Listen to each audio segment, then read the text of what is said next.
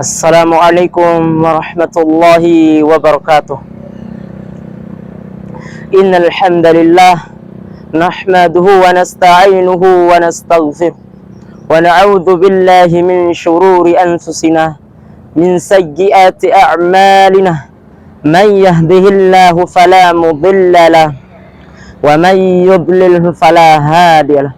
Asyhadu an la ilaha illallah wahdahu la syarika lahu wa asyhadu anna Muhammadan abduhu wa rasuluh. Wa qala Allah ta'ala fi kitabil karim, ya ayyuhalladzina amanu taqullaha haqqa tuqatih wa la tamutunna illa wa antum muslimun. Wa qala aydan, ya ayyuhan nasu taqu rabbakumul ladzi khalaqakum min nafsin wahidah wa khalaqa minha zawjaha وبث منهما رجالا كثيرا ونساء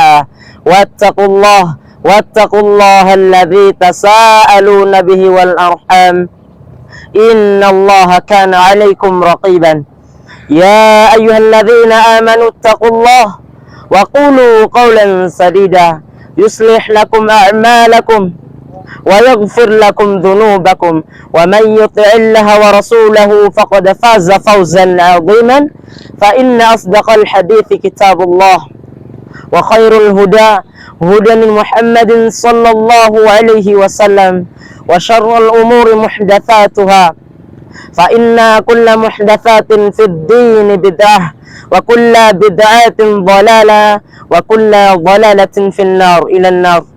Teman-teman yang insyaallah dirahmati Allah subhanahu wa ta'ala, marilah kita panjatkan dan puji syukur atas kehadiran Allah subhanahu wa ta'ala yang telah melimpahkan kenikmatan kepada kita sehingga kita tak mampu untuk menghitungnya. Sebagaimana Allah subhanahu wa ta'ala mengatakan, wa in ta'uddu ni'matallahi la tuhsuha. Seandainya kalian menghitung nikmat Allah subhanahu wa ta'ala, niscaya kalian tidak akan mampu untuk menghitungnya.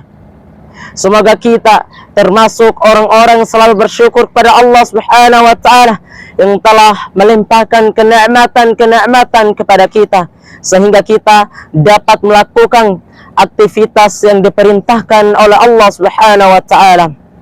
Coba kita bayangkan dan renungkan teman-teman sekalian, betapa banyak orang di luar sana yang telah berbaring di rumah sakit, yang telah meninggalkan dunia ini.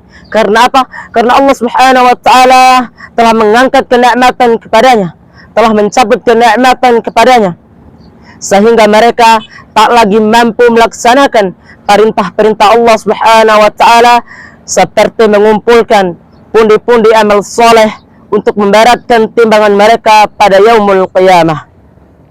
Salawat serta salam semoga tetap tercurahkan dan limpahkan kepada panutan umat manusia, suri teladan umat manusia, yakni baginda Nabi besar Muhammadin Abdullah sallallahu alaihi wasallam yang telah membawakan kita dari zaman kegelapan menuju zaman cahaya benderang seperti yang kita rasakan pada saat ini. Insyaallah pada kesempatan yang berbahagia ini anak akan menyampaikan sebuah muhadharah singkat yang berjudul Birrul Walidain.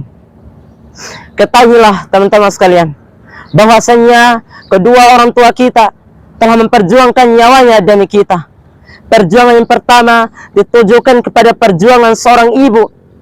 Ia telah mengandung kita 9 bulan 10 hari.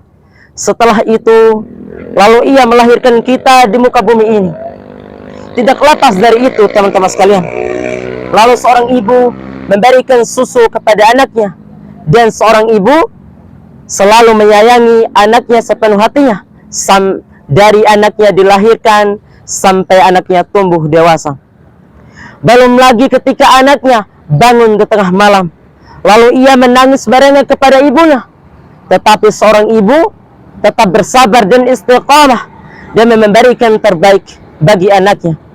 Perjuangan yang kedua ditujukan kepada perjuangan seorang ayah. Ia tidak melihat pada keadaan dirinya sendiri. Ia tetap berjalan kiri kanan tanpa arah dan tujuan, demi memberikan apa-apa yang dibutuhkan oleh keluarganya. Teman-teman, insya Allah dirahmati Allah Subhanahu wa Ta'ala, Dan seorang ayah tetap membandingkan tulannya demi anak dan istrinya. Ia tidak peduli resiko apa yang dihadapinya. Lalu, apa yang harus kita kasih atas keduanya? Apakah itu berupa emas dan uang? Bukan. Lalu apa yang harus kita kasih atas keduanya? Yaitu, berikanlah kasih sayang kita atas keduanya. Dan apabila kedua orang tua kita telah berusia lanjut, maka sayangilah mereka seperti mereka menyayangi kita pada waktu kecil. Betapa banyak anak-anak zaman sekarang yang takut kepada anak dan istrinya. Ketika seorang ibu mendatangi rumahnya, lalu berkata, "Wahai nak, berikan aku uang 100.000 untuk aku berbuka puasa." Apa jawaban anaknya? "Tunggu dulu bu, aku tanya istriku dulu." Berapa banyak hal ini terjadi kepada kedua orang tua. Janganlah begitu teman-teman sekalian. Janganlah. Seandainya kita memberikan segunung emas dan segunung uang kepada kedua orang tua kita, niscaya kita tidak akan mampu membayar semua jasa-jasa kedua orang tua kita. Kita berbicara tentang jasa seorang ibu. Ia telah mengandung kita, telah melahirkan kita, telah menyusui kita, serta telah membesarkan kita, teman-teman sekalian. Seandainya kita memberikan segunung emas kepadanya, niscaya kita tidak akan mampu membayar setetes air susu ibu yang telah kita minum daripada dirinya. Itulah keistimewaan kedua orang tua kita, teman-teman sekalian.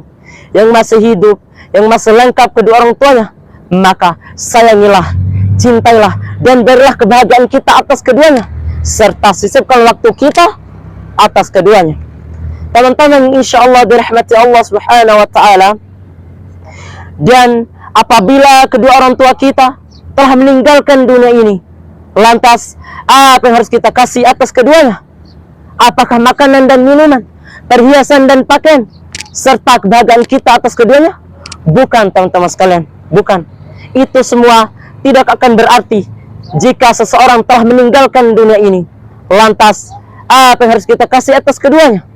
Yaitu dengan cara kita berdoa kepada Allah subhanahu wa ta'ala, "Rabbi ghafirli wa liwalidayya warhamhuma kama rabbayani shaghira." Berdoa pun engkau tak mampu, lalu apa yang harus engkau kasih atas keduanya, teman-teman sekalian? Di dunia engkau tak mampu membahagiakannya, di akhirat lebih-lebih engkau tak mampu membahagiakannya. Engkau hanya mampu memberikan kepadanya kesengsaraan serta penderitaan yang nyata di dunia maupun di akhirat. Ingatlah teman-teman sekalian, ingatlah, barang siapa yang meninggikan derajat kedua orang tua seperti raja, maka Allah akan meninggikan derajatnya seperti raja-raja. Aqulu qouli hadza wa jazakumullahu khair. Wassalamu alaikum warahmatullahi wabarakatuh.